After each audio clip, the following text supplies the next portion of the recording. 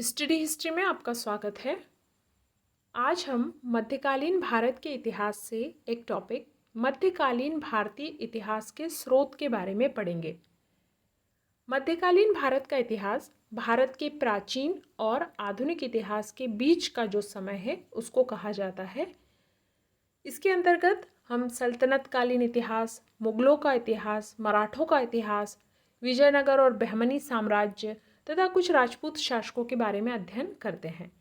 ये जो कालखंड है आपको कुछ पुस्तकों में अलग अलग मिल सकता है। जैसे कुछ में इसका प्रारंभ 1000 से लेकर 1750 ईस्वी तक का माना गया है। कुछ में आपको मिलेगा 1206 ईस्वी से शुरू होकर 1761 ईस्वी तक का समय। तो आपके सिलेबस में जो भी कालखंड दिया गया है मध्यकालीन भारत के इतिहास का, आपको उस हिसाब से अध्ययन करना होगा। आज हम इस टॉपिक में मध्यकालीन भारतीय इतिहास के स्रोत यानी मध्यकाल का जो इतिहास था उसकी जानकारी हमें किन माध्यमों से प्राप्त होती है, क्या क्या स्रोत हैं, उसका अध्ययन करेंगे। तो आइए शुरू करते हैं। मध्यकालीन इतिहास को जानने के कई स्रोत उपलब्ध हैं। इन स्रोतों को हम मुख्यतः 3 भागों में बांट सकते हैं: साहित्यिक स्रोत, विदेशियों के विवरण और पुरातात्विक स्रोत। तो अब हम इन्हें एक एक करके देखते हैं। सबसे पहले साहित्यिक स्रोत। साहित्यिक स्रोत में वे पुस्तकें, वो सब ग्रंथ आते हैं जिससे हमें मध्यकाल के बारे में जानकारी मिलती है। मुख्यतः इसमें फारसी साहित्य आता है जिससे कि सल्तनत काल और मुगल काल के इतिहास की जानकारी मिलती है। कुछ अरबी में लिखे हुए ग्रंथ भी हैं। सबसे पहले चचनामा। यह अली अहमद द्वारा लिखा गया अरबी भाषा का ग्रंथ है। इस पुस्तक में अरबों द्वारा सिंध विजय का वर्णन है। तो अरबों ने जब सिंध पर आक्रमण करके विजय प्राप्त की थी उसका वर्णन हमें इसमें मिलता है। इसको लेकर एग्जाम में कई बार पूछा गया है कि अरबों द्वारा सिंध विजय का वर्णन कौन सी पुस्तक में मिलता है, तो चचनामा में मिलता है। तबकात-ए-नासिरी, इसकी रचना मिन्हाज-उस-सिराज ने की थी। इसमें मोहम्मद गोरी की भारत विजय और दिल्ली सल्तनत के इतिहास का वर्णन मिलता है। तारीख-ए-फिरोज शाही, इसका लेखक जियाउद्दीन बर्नी है। बर्नी ने बलबन से लेकर फिरोज तुगलक तक का इतिहास लिखा है तथा गुलाम वंश, खिलजी वंश और तुगलक वंश के इतिहास का बहुत उपयोगी वर्णन दिया है। तो तारीख यहाँ पर जो शब्द है इसका अर्थ होता है इतिहास। यहाँ पर इसका अर्थ है इतिहास। तो तारीख-ए-फिरोज शाही जो पुस्तक है वो जियाउद्दीन बर्नी के द्वारा लिखी गई है। बहुत महत्वपूर्ण स्रोत है ये गुलाम वंश, खिलजी वंश और तुगलक वंश का। ये जो वंश के नाम है या राजाओं के नाम है, जब आप ये पूरा पढ़ेंगे सल्तनत काल, मुगल काल, तो आप इन सब के बारे में जानेंगे। उसके बाद में आप इस टॉपिक को एक बार फिर से पढ़िएगा तो उससे आपको एक क्लियर होगा कि कौन सी पुस्तक से किस राजा के बारे में या किस राजवंश के बारे में जानकारी प्राप्त होती है। और यहाँ पर आपको किताब का नाम भी याद रखना है और उसके लेखक का नाम भी याद रखना है। कई बार जो वस्तुनिष्ठ प्रश्न होते हैं, ऑब्जेक्टिव प्रश्न होते हैं, उसमें पूछ लिया जाता है। तो एक तारीख-ए-फिरोज शाही पुस्तक लिखी थी जियाउद्दीन बर्नी ने। वहीं तारीख-ए-फिरोज शाही नाम से ही एक और पुस्तक लिखी गई जिसे लिखा था शम्स सिराज अफीफ ने। इस ग्रंथ में फिरोज तुगलक के इतिहास के बारे में जानकारी मिलती है। ताजुल मासिर, इसकी रचना हसन निज़ामी ने की थी। इसमें कुतुबुद्दीन ऐबक के जीवन, शासन और इल्तुमिश के राज्य के प्रारंभिक वर्षों का वर्णन दिया गया है। फुतूह-उस-सलातीन, ख्वाजा अब्दुल्लाह मलिक इसामी द्वारा रचित यह ग्रंथ अलाउद्दीन बेहमन शाह को समर्पित है। इसमें मोहम्मद बिन तुगलक को बुद्धिमान मूर्ख कहा गया है। तो जो तुगलक वंश का शासक था मोहम्मद बिन तुगलक, उसे इस पुस्तक में बुद्धिमान मूर्ख या विद्वान मूर्ख कहा गया है।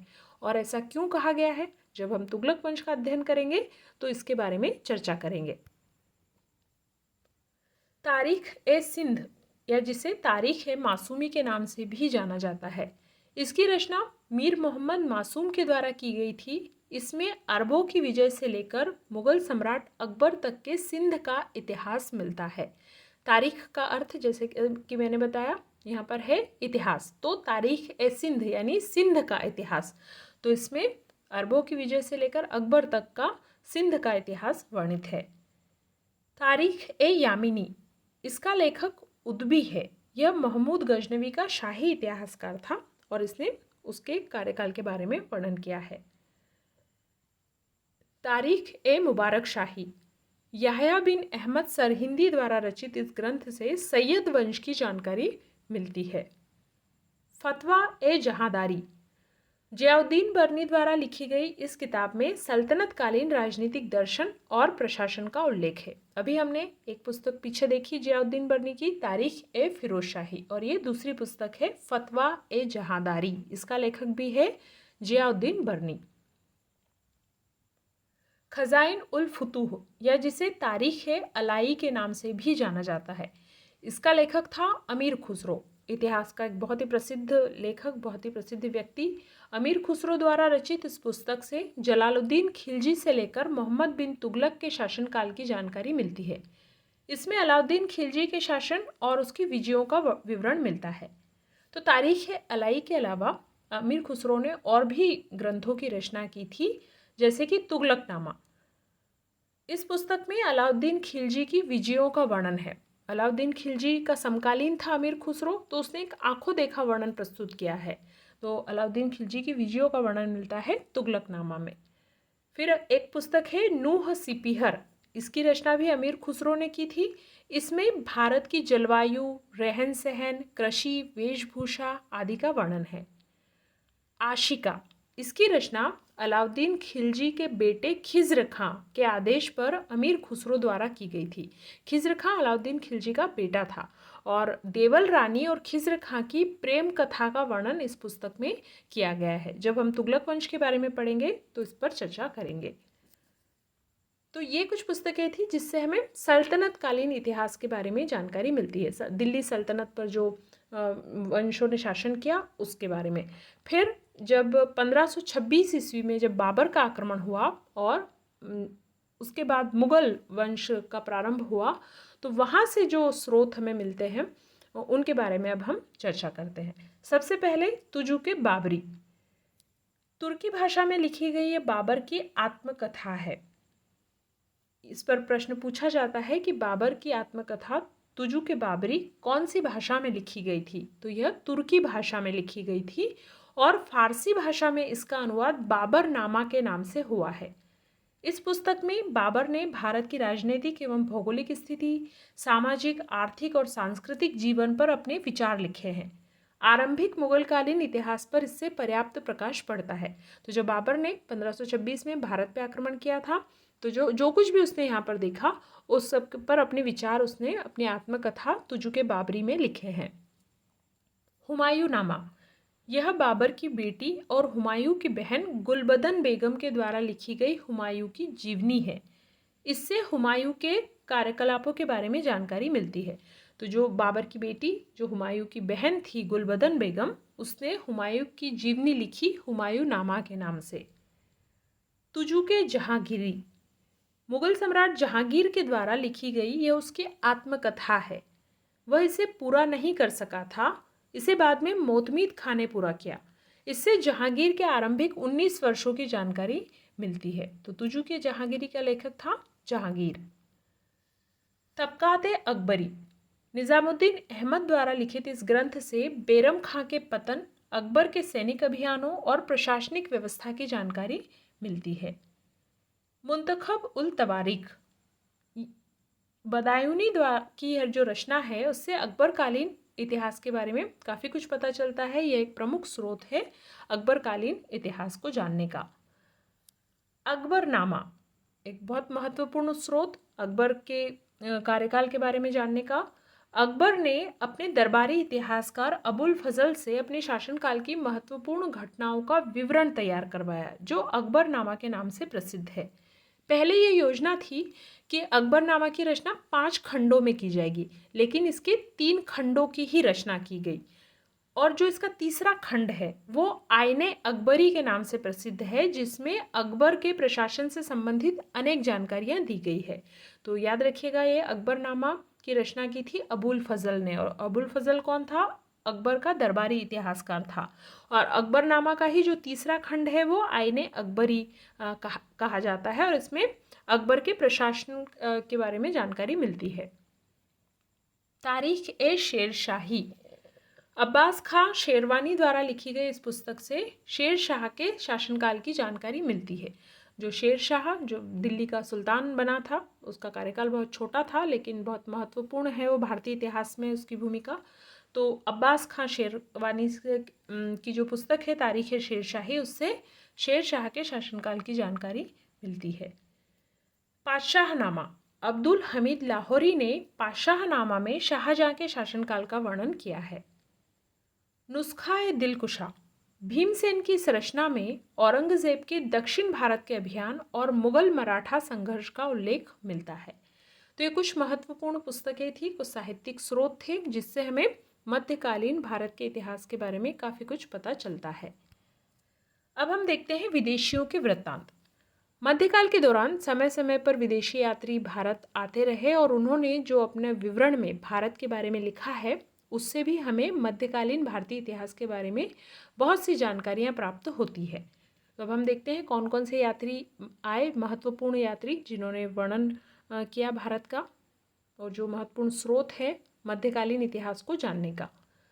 सुलेमान, यह अरबी यात्री 9वीं शताब्दी में भारत आया था। इसने गुर्जर प्रतिहार और पाल शासकों के राज्य की तत्कालीन आर्थिक, राजनीतिक और सामाजिक दशा का वर्णन किया है। अल मसूदी, यह भी एक अरब विद्वान था और 10वीं शताब्दी में भारत आया था। इसने गुर्जर प्रतिहार शासक महिपाल के शासन के दौरान गुजरात की यात्रा की थी। इसकी रचना मुरुज अल जहाब से तत्कालीन पश्चिमी भारत तथा राष्ट्रकूट और प्रतिहार शासकों के बारे में जानकारी मिलती है। अल-बरूनी महमूद गजनवी के साथ भारत आया था। जब महमूद गजनवी ने भारत पर आक्रमण किया था तो ये उसके साथ भारत आया था। अरबी और फारसी का बहुत बड़ा विद्वान था और इसने तारीख उल हिंद, या जिसे किताब उल हिंद भी कहा जाता है, उसकी रचना अरबी भाषा में की थी। इस ग्रंथ से 11वीं सदी के भारत की राजनीतिक और सामाजिक स्थिति की जानकारी मिलती है। अल-बरूनी ने संस्कृत भाषा का भी ज्ञान प्राप्त किया और फिर कई संस्कृत ग्रंथों का अरबी और फारसी में अनुवाद किया। तो इसका जो वर्णन है वो एक बहुत महत्वपूर्ण स्रोत है भारत के इतिहास को जानने का। मार्को पोलो इटली या वेनिस का एक व्यापारी था। उसने सिल्क मार्ग से एशिया की यात्रा की थी। जो सिल्क रूट था, जिसे प्राचीन रेशम मार्ग, जो कि व्यापार करने का एक प्रमुख मार्ग था, उससे इसने एशिया की यात्रा की थी और 13वीं शताब्दी में ये दक्षिण भारत के पांड्य राज्य के शासन के दौरान आया था और उसने अपनी भारत यात्रा का विवरण दिया है। उसने काफ़ी वर्णन किया है पांड्य राज्य का, केरल के बंदरगाह का, नगरों का वर्णन इसने किया है अपने विवरण में। इब्न बतूता एक बहुत महत्वपूर्ण यात्री, यह मोरक्को का निवासी था तथा 1333 ईस्वी में मोहम्मद बिन तुगलक के समय भारत आया था और इसने पुस्तक लिखी थी किताब-ए रहला। ये याद रखना है आपको कि इब्न बतूता मोहम्मद बिन तुगलक के समय भारत आया था और इसकी पुस्तक का नाम था किताब-ए रहला और यह भारत में 9 वर्षों तक रहा। मोहम्मद बिन तुगलक ने इसे दिल्ली का काजी बनाया था। निकोलो कोंटी, यह इटली का यात्री था। इसने 1420 ईस्वी में देवराय प्रथम के समय विजयनगर की यात्रा की थी।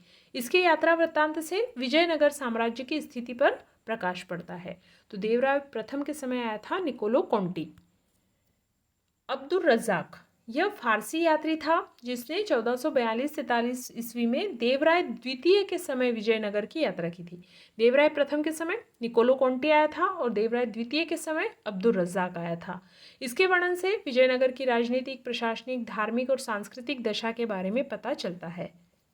डोमिंग पायस, यह पुर्तगाली यात्री था। इसने 1515 ईस्वी में कृष्णदेव राय के शासन के दौरान विजयनगर की यात्रा की थी। तो विजयनगर के इतिहास को जानने के लिए भी इन यात्रियों का जो वर्णन है वो काफ़ी महत्व रखता है।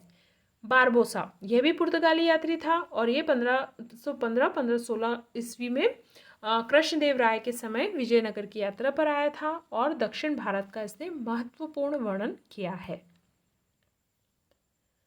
विलियम हॉकिंस, यह इंग्लैंड के राजा जेम्स प्रथम का राजदूत बनकर जहांगीर के दरबार में 1608 ईस्वी में भारत आया था। इसने जहांगीर के शासनकाल की महत्वपूर्ण जानकारी दी है और इसने अनारकली की दंत कथा का उल्लेख किया है। तो इस पर कई बार प्रश्न पूछे गए हैं कि भारत में इंग्लैंड के राजा का पहला राजदूत कौन था? तो विलियम हॉकिंस था। किसके राज दरबार में आया था? मुगल सम्राट जहांगीर के दरबार में आया था 1608 ईस्वी में।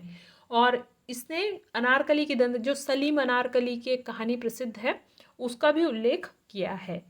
और ये किसका राजदूत था? जेम्स प्रथम का राजदूत। थॉमस रो या थॉमस रो भी आपको कई जगह मिलेगा। यह इंग्लैंड के राजा का राजदूत बनकर जहांगीर के दरबार में 1615 ईस्वी में भारत आया था और इसने तत्कालीन व्यवस्था का वर्णन किया है। तो यह भी इंग्लैंड के राजा का राजदूत था और मुगल सम्राट जहांगीर के दरबार में आया था 1615 ईस्वी में। जीन बैप्टिस्ट ट्रेवरनियर, यह फ्रांसीसी रत्न व्यापारी और यात्री था। 1630 से 1668 ईस्वी के बीच इसने भारत की 6 यात्राएं की थी और इसने अपनी पुस्तक ट्रैवल इन इंडिया में समकालीन भारत की आर्थिक स्थिति, समुद्री मार्गों, सिक्कों, बांटों, निर्यात, परिवहन के साधनों आदि के बारे में वर्णन किया है।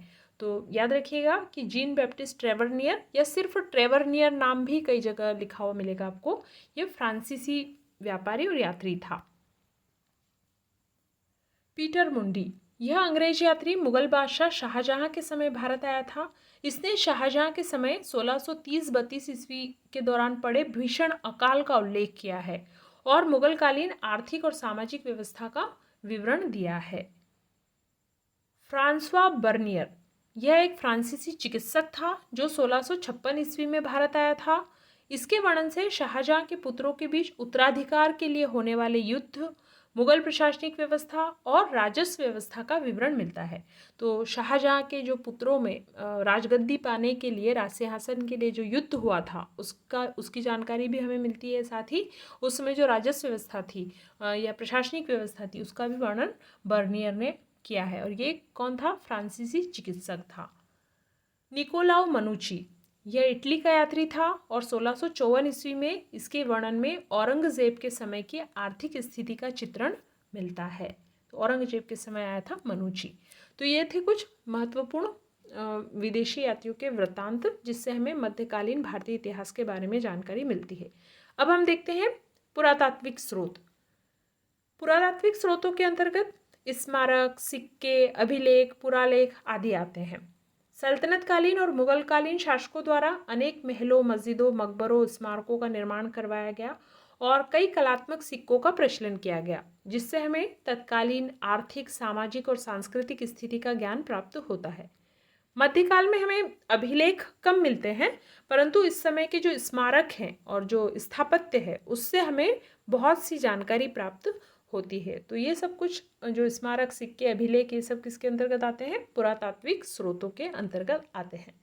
सबसे पहले हम देखेंगे अभिलेख। वैसे तो सल्तनत काल और मुगल काल के अभिलेख काफ़ी कम मिले हैं, फिर भी सल्तनतकालीन मस्जिदों और अन्य स्मारकों में कुछ अभिलेख मिलते हैं। इससे विभिन्न शासकों के राज्यों की सीमाओं और तिथि क्रम के निर्धारण में सहायता मिलती है।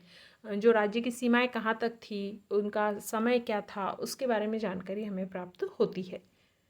कुतुबुद्दीन ऐबक द्वारा बनवाए गए अजमेर के अढ़ाई दिन के झोपड़े पर कुछ अभिलेख उत्कीर्ण हैं, जिस पर चौहान शासक विग्रहराज चतुर्थ द्वारा रचित नाटक हरिकेली के कुछ अंश उद्धृत है, जिससे पता चलता है कि इस मस्जिद के निर्माण हेतु मंदिर की सामग्री का प्रयोग किया गया था।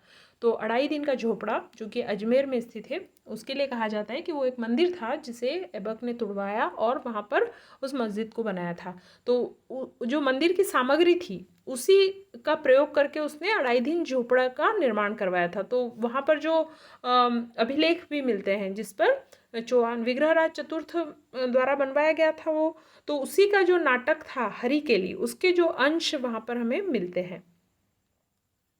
बलबन के समय प्राप्त पालम बावली अभिलेख में दिल्ली का एक नाम योगिनीपुर भी मिलता है।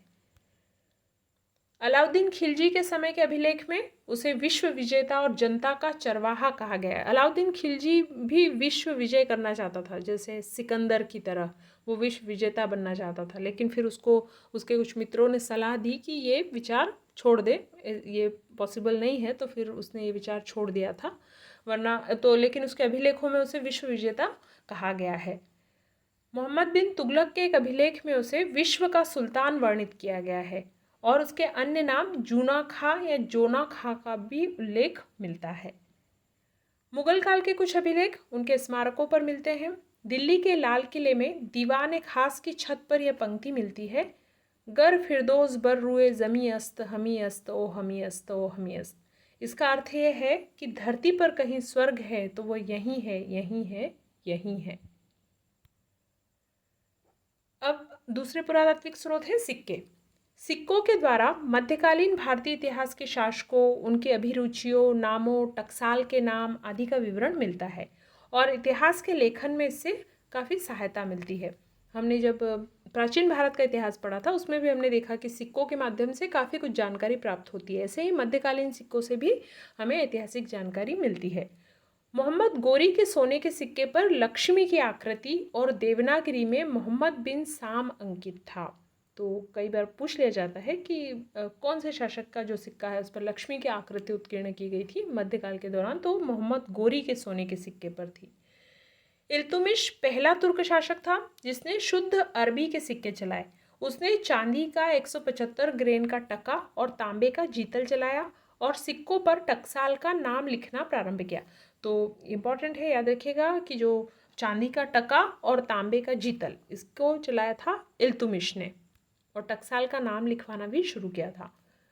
मोहम्मद बिन तुगलक ने मुद्रा व्यवस्था में उल्लेखनीय परिवर्तन किया। उसने सोने के सिक्कों पर कलमा खुदवाया। कलमा जो आयतें होती है कुरान की उसे कहा जाता है कलमा। तो उसने दोकानी और दिनार नामक स्वर्ण मुद्राएं चलवाई और अदली नामक चांदी का सिक्का चलाया। दोकानी और दिनार सोने के सिक्के थे और अदली चांदी का सिक्का। ऐसे ही फिरोज तुगलक ने अद्धा और बीक नामक तांबा और चांदी के सिक्के चलाए थे, अद्धा और बीक। बहलोल लोदी ने जीतल के स्थान पर बहलोली नामक सिक्का चलाया जो कि अकबर के समय तक विनिमय का माध्यम रहा। शेर शाह ने मिश्रित मुद्रा की जगह शुद्ध सोने, चांदी और तांबे के सिक्के चलाए। कुछ राजाओं ने जो है मिश्रित मुद्रा मतलब मिश्रित धातुओं की मुद्रा भी चलाई थी, लेकिन शेर शाह ने शुद्ध सोने, चांदी और तांबे के सिक्के चलाए। उसने सोने के सिक्के अशरफ, चांदी का रुपया और तांबे का दाम चलाया। इम्पॉर्टेंट है, याद रखिएगा कि कई बार पूछा जाता है कि चांदी का जो रुपया है उसकी शुरुआत किसने की थी, तो शेर शाह ने की थी। जनता का आम सिक्का दाम था। दाम तांबे का था और वो आम जनता उसका प्रयोग करती थी।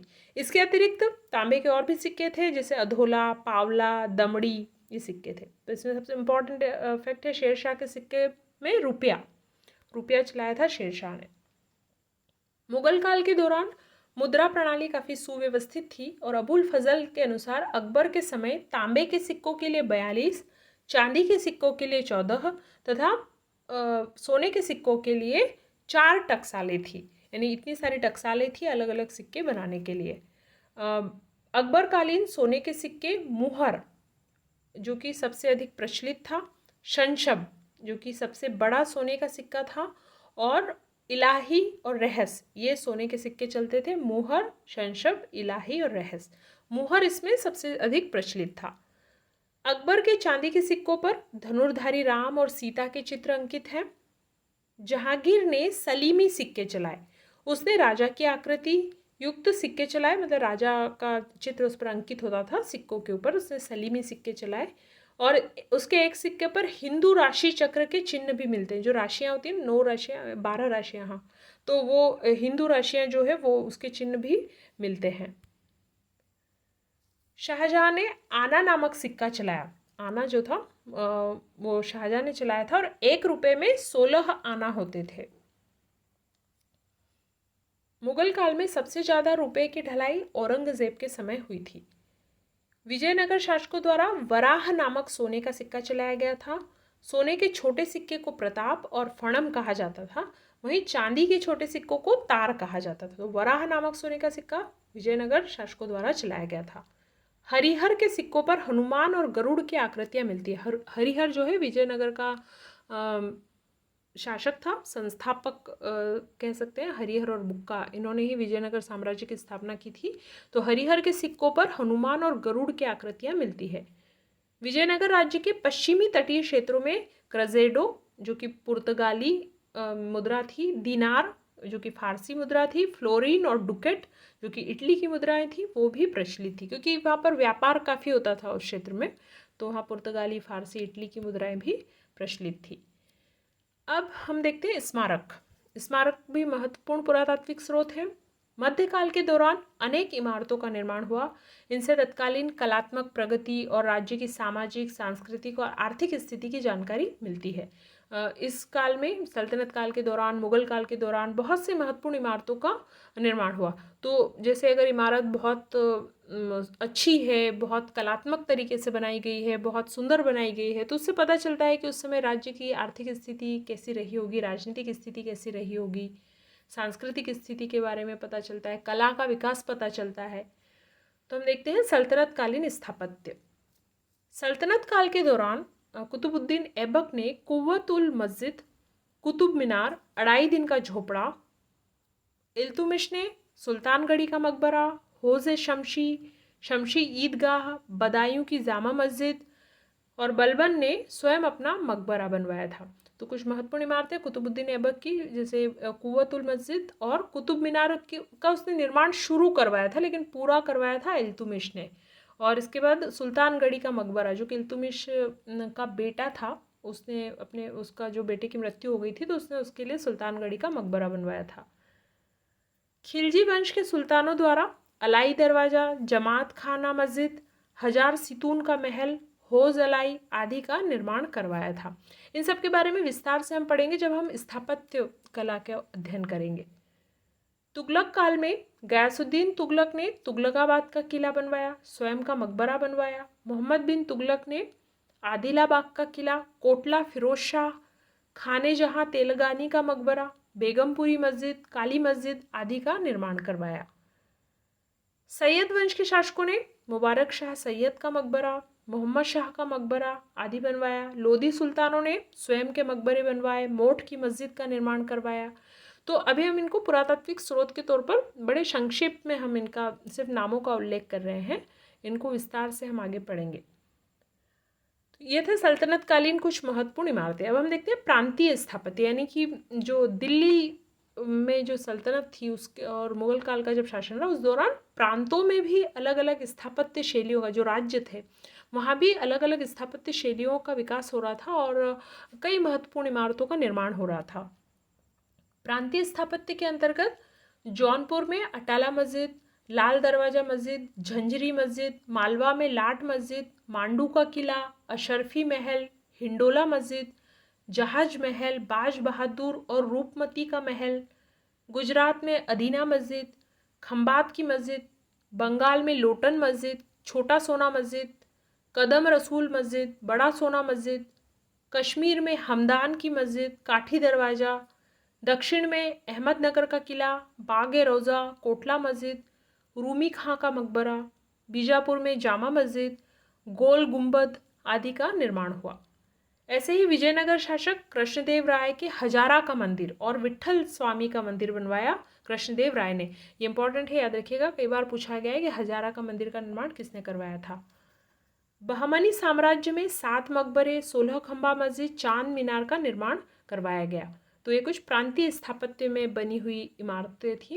अब हम देखते हैं राजपूत स्थापत्य। राजपूत शासकों द्वारा अनेक महलों और मंदिरों का निर्माण किया गया है, जिससे ऐतिहासिक जानकारी मिलती है।